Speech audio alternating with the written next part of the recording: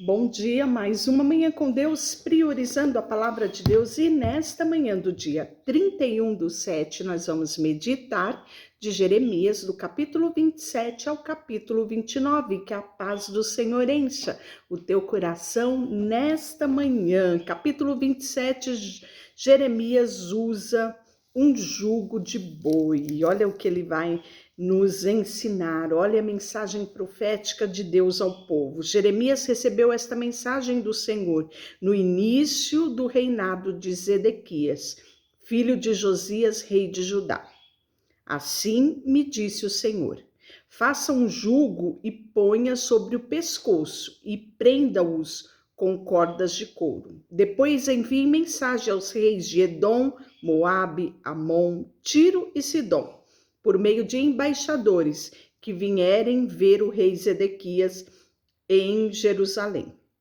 Diga-lhes que transmita esta mensagem aos seus senhores, que assim diz o Senhor dos Exércitos, o Deus de Israel: com minha grande força e meu braço poderoso fiz a terra, todas as pessoas e todos os animais, isso tudo é meu, e eu posso entregá-los a quem eu quiser. Agora entregarei suas nações ao meu servo Nabucodonosor. Ontem eu falei sobre isso, não é? Na nossa leitura de ontem, Deus vai se referir a Nabucodonosor como seu servo. Isso talvez soe estranho para você, não é? Você deve pensar, mas como? Nabucodonosor, servo do Senhor? Sim, ele foi responsável por executar uma ordem do Senhor contra o próprio povo de Deus. Isso, né? Em consequência dos pecados dos povos, Deus determinou que os abateria e ensinaria a eles uma lição, uma consequência de todos os seus pecados, do seu distanciamento, e utilizaria quem? Nabucodonosor. Então, Nabucodonosor aqui se tornou servo do Deus Altíssimo, serviu a Deus, executando o plano de Deus. E aí continua falando: coloquei tudo debaixo do seu controle, até os animais silvestres, todas as nações servirão a ele, seu filho, seu neto, até terminar o tempo deles. Então, ontem também, no nosso devocional, nós vimos, né, que vai haver o cálice da ira do Senhor e haverá um tempo determinado e Deus executará também o seu juízo contra a Babilônia, né? Então, por isso aqui ele diz: até findar o tempo deles. Submeta-se, portanto, ao rei da Babilônia e sirva-o.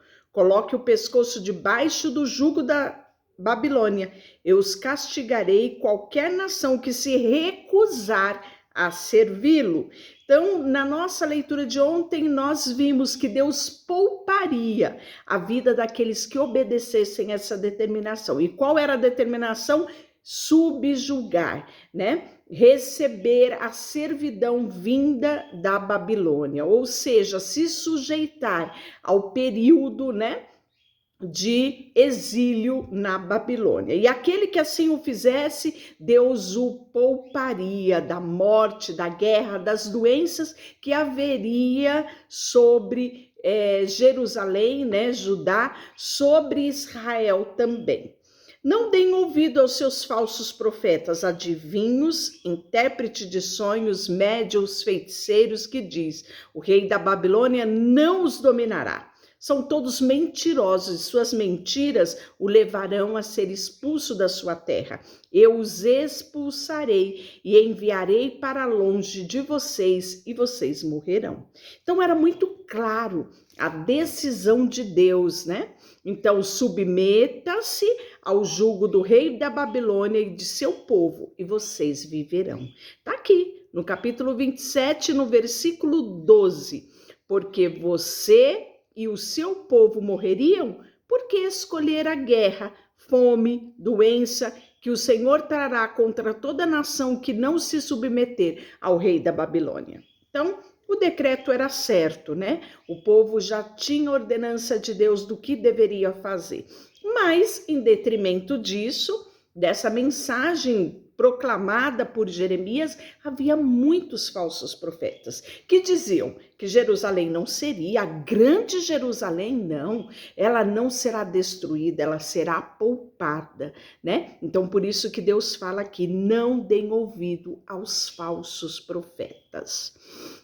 E aí, ele no versículo 20 diz assim, Nabucodonosor, rei da Babilônia, os deixou aqui quando levou Joaquim, filho de Jeoaquim, rei de Judá, para o exílio da Babilônia com todos os nobres de Judá e Jerusalém. Assim diz o Senhor dos Exércitos, o Deus de Israel, a respeito dos objetos preciosos que restaram no templo e no palácio do rei de Judá.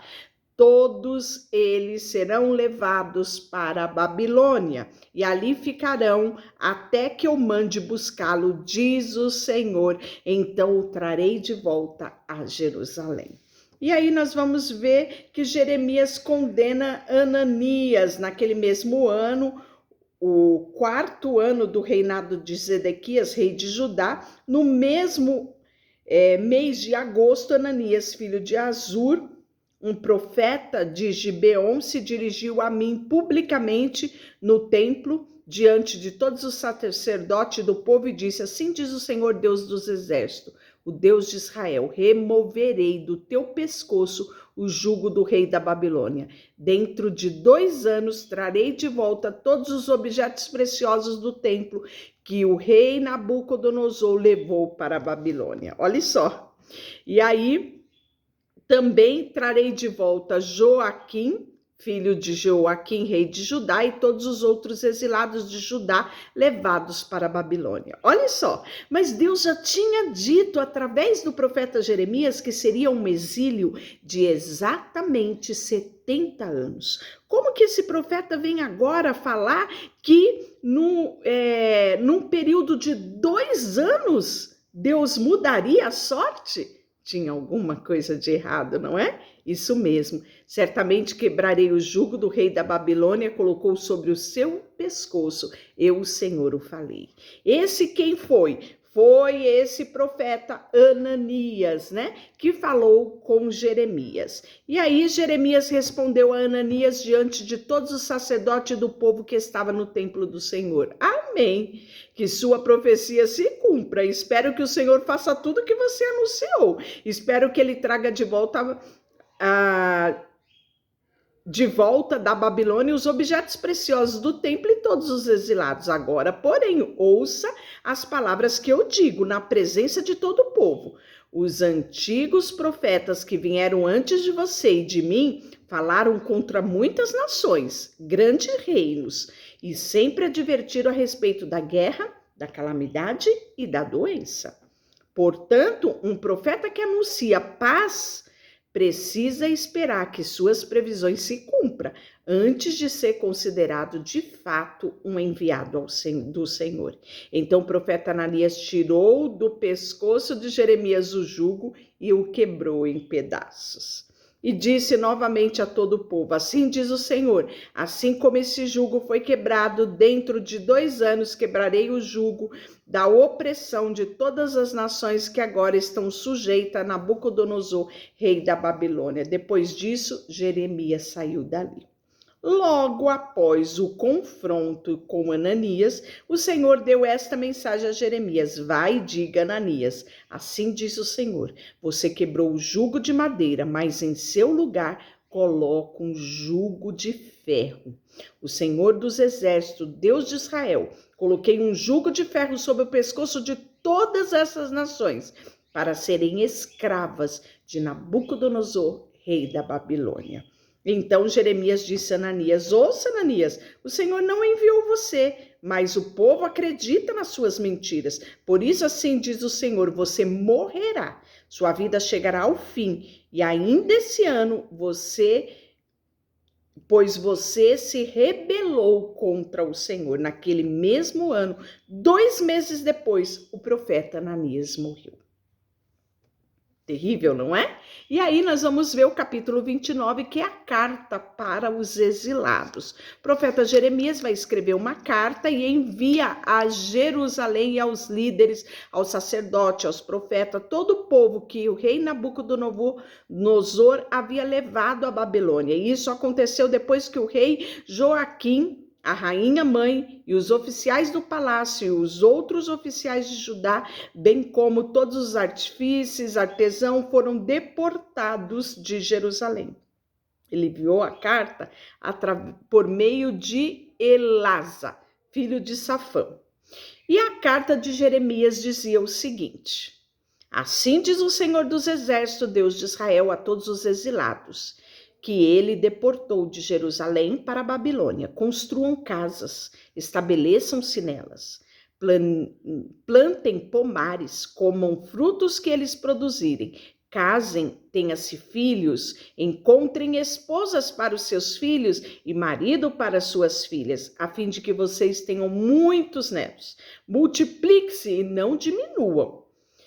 Trabalhem em paz pela prosperidade da cidade para a qual os deporteis. Orem por ela ao Senhor, pois a prosperidade de vocês depende da prosperidade dela.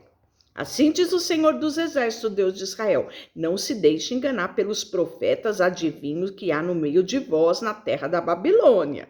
Não deem ouvido aos sonhos dele, porque sonham o que vocês querem ouvir. Eles contam mentira em seu nome e eu não os enviei, diz o Senhor. Será que isso hoje acontece?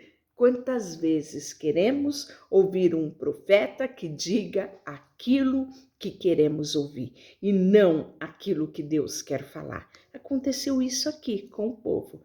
Olha só, assim diz o Senhor: vocês ficarão na Babilônia durante 70 anos, e depois disso eu virei e cumprirei todas as boas promessas que eu fiz e trarei de volta-os para casa.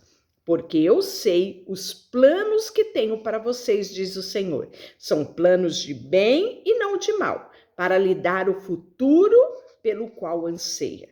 Naqueles dias, quando vocês clamarem por mim em oração, eu os ouvirei. E se buscarem de todo o coração, me encontrarão e serei encontrado de vocês. Deixa eu orar por você, Senhor, nesta manhã.